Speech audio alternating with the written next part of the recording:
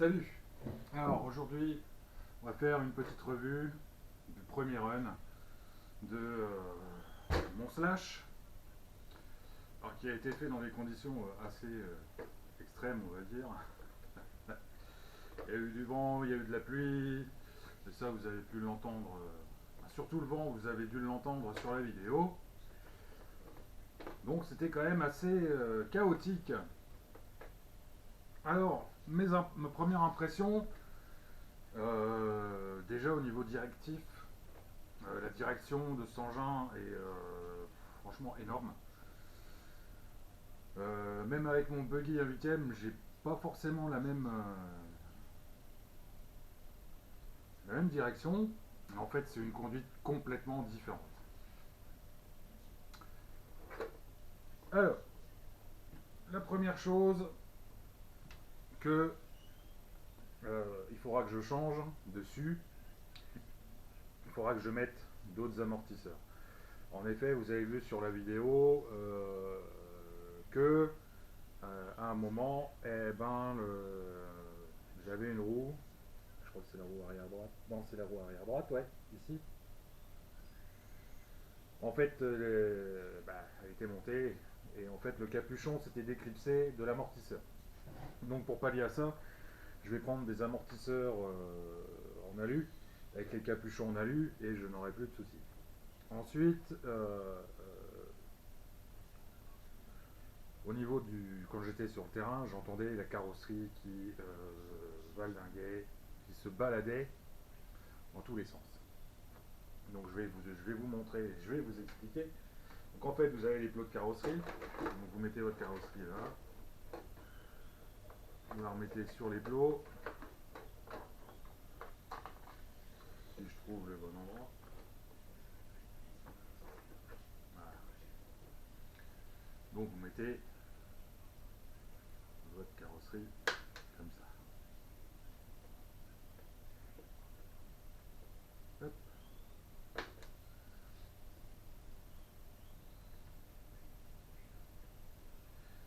Et donc quand vous roulez, sous l'effet du vent, parce qu'il y a du vent qui passe, en fait votre carrosserie elle bouge. C'est assez pénible parce que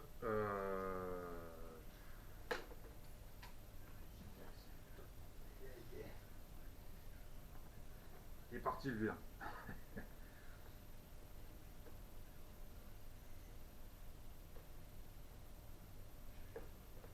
Voilà.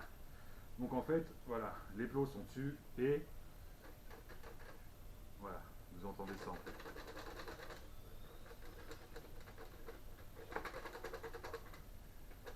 Donc pour pallier à ceci, moi je vais faire un petit truc. Déjà d'origine, ils vous donnent aussi des cales en plastique. Bon, les cales en plastique c'est bien, mais aussitôt que vous démontez votre carrosserie, hop, les rondelles, elles dégagent. Donc moi ce que je vais faire, c'est que je vais mettre, je vais me fabriquer des petites rondelles en mousse. Alors soit je vais utiliser de la mousse assez compacte, ou je prends de la mousse, une petite mousse vachement souple. Et en fait ces petites mousses là, vous les avez dans les... quand vous achetez des lipos, les lipos sont emballés et vous avez des mousses à l'intérieur. Donc en fait ce que vous pouvez faire, vous pouvez garder les mousses parce que ça peut être très utile. Donc, euh, je pense que je vais tester ça. Donc, je vais faire des petites... d'ailleurs, on va le faire ensemble. Donc, on va essayer de se faire un petit carré sympathique. J'en coupe les deux.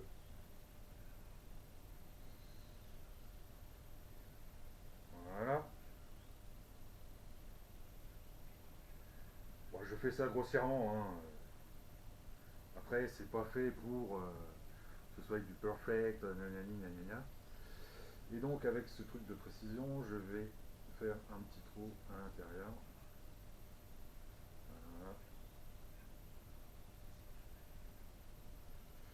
Voyons voir ce que ça peut donner.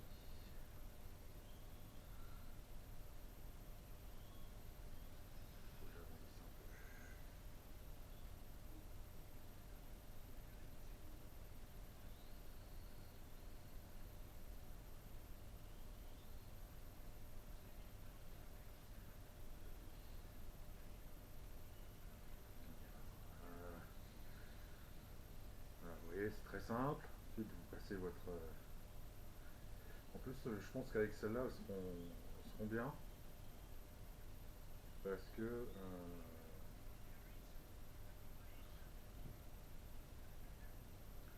elles sont ni trop dures, ni trop molles, enfin, elles sont quand même assez molles. Donc ce qui fait que là ici, on va regarder ça tout de suite ensemble.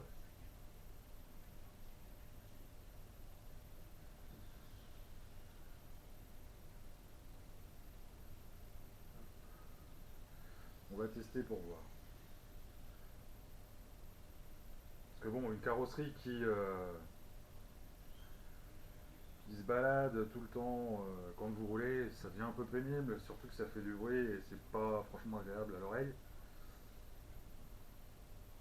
Voilà, donc on va regarder ce que ça donne avec ça.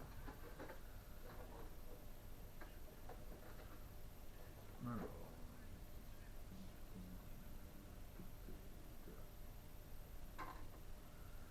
essayer de centrer ça.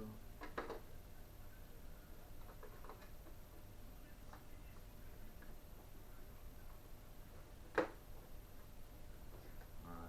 Ça a l'air d'être pas trop mal. On va regarder en mettant Eclipse.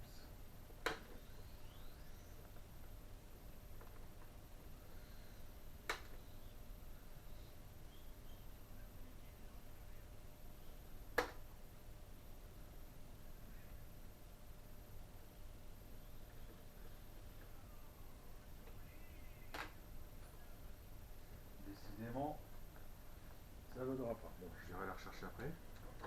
Et là, miracle, on n'entend plus rien.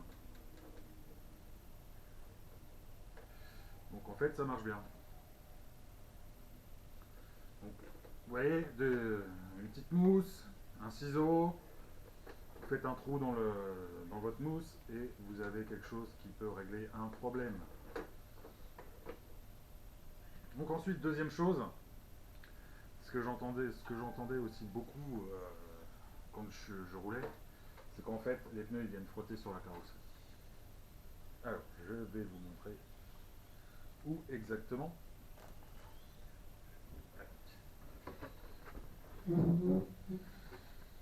Donc ici, vous avez les prémices des roues qui viennent frotter.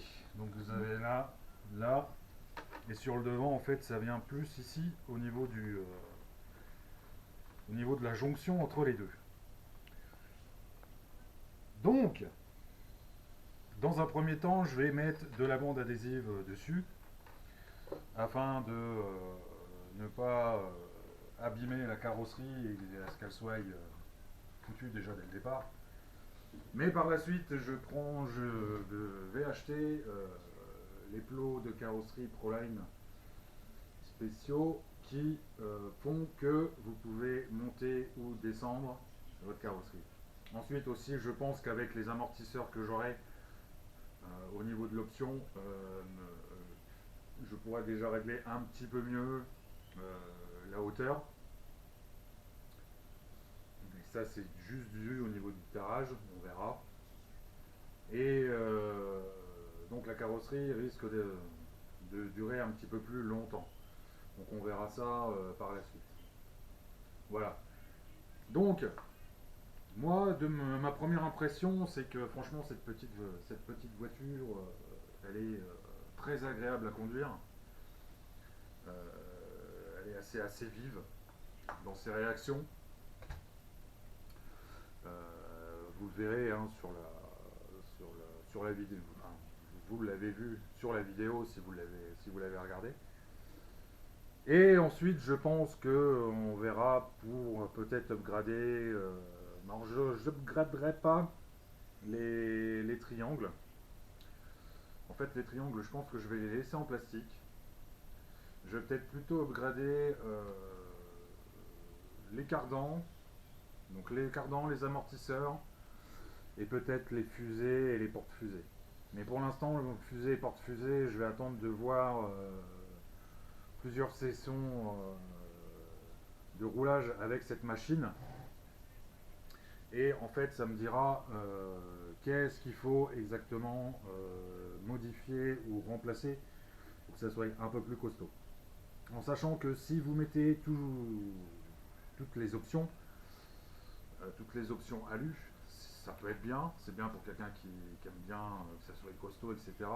Mais du trop costaud fait que après l'effort va se diriger ailleurs. Ce qui fait que à la rigueur, il vaut mieux casser une fusée ou un étrier que d'aller casser quelque chose dans le diff. Parce qu'une fois que votre diff il est foutu, vous êtes bon pour tout remplacer. Et donc ça, c'est beaucoup plus chiant que de remplacer une fusée. Sur le terrain, ça va très vite. Vous retirez votre roue, vous avez quelques petites vis à retirer, vous remettez votre élément neuf et vous êtes reparti. Donc, euh, je verrai bien, suivant comment la voiture va se comporter. Pour le moment, je trouve que elle est quand même assez souple au niveau des amortisseurs et qu'elle a quand même elle a quand même une bonne petite garde au sol. Et là, en plus, elle est avec une batterie. J'ai laissé la batterie à l'intérieur. Donc peut-être première chose déjà, ce que je vais faire, c'est que je vais peut-être mettre un petit peu de frein filet au niveau du plastique, entre les deux plastiques au niveau des amortisseurs, afin que justement cet amortisseur ne s'enlève plus, parce que c'est quand même assez pénible. D'ailleurs, c'est quelque chose que j'avais fait sur le Stampede de mon fils. Euh, sur un choc, parce que c'est évidemment sur les chocs que ces choses-là se déboîtent. Donc j'avais eu aussi un amortisseur qui s'était détaché. Au début, j'ai cru qu'il était cassé. En voyant le bouchon et le corps d'amortisseur, je me suis dit, ouh, ça sent pas bon. Mais en fait, si. Le pas de vis n'était pas foiré, le capuchon était encore bon, et j'arrivais à visser correctement le bouchon sur le corps d'amortisseur. Par contre, la chose que j'avais faite, c'est que j'avais mis un peu de frein filet sur le corps d'amortisseur. Et là, depuis, ça fait plusieurs fois où je roule, où il se prend des gamelles, etc., etc. Mais l'amortisseur, il bouge plus. Donc pour l'instant, je vais peut-être faire ça. Regardez comment que ça se comporte. Et pour les options, je verrai peut-être plus tard. Voilà. Mais franchement, ma première impression, je le trouve franchement très très facile à conduire. Peut-être même un peu trop. C'est une conduite à part. C'est vrai que j'ai plusieurs types de modèles. J'ai des modèles pistes, j'ai des modèles buggy 1/8. J'ai du MT, j'ai du gros MT. Donc en fait, du vache, bon, quand ça tourne, ça tourne. Si ça tourne pas, vous vous en foutez. Vous allez à fond, vous roulez, etc., etc. Là, ce sera pour quelque chose qui va pas aller dans le gros tout-terrain. Ça va être sur de l'herbe plus ou moins haute. Sur du terrain un petit peu accidenté, sur de la terre un peu accidentée. Voilà. Mais je vais pas faire de gros bâches monstrueux avec. Je vais faire des petits sauts et on va voir comment que la bête se comporte. Et je ferai les fonctions et je regarderai ensuite s'il y a besoin de changer quelque chose ou pas. Ou si je reste sur le basique, c'est-à-dire les amortos en plastique, tout ce qui est fusée, porte-fusée, avant-arrière. Peut-être aussi au niveau cardan, mais ça les cardans je verrai bien, parce que je vais principalement celle-ci la tourner en 3S. Donc je verrai bien au niveau de l'usure et ce que ça dira après plusieurs packs. Voilà, donc c'était la première petite revue pour le slash. Sur ce, je vous dis à une prochaine vidéo. Bonne fin de soirée à vous. À bientôt. Salut.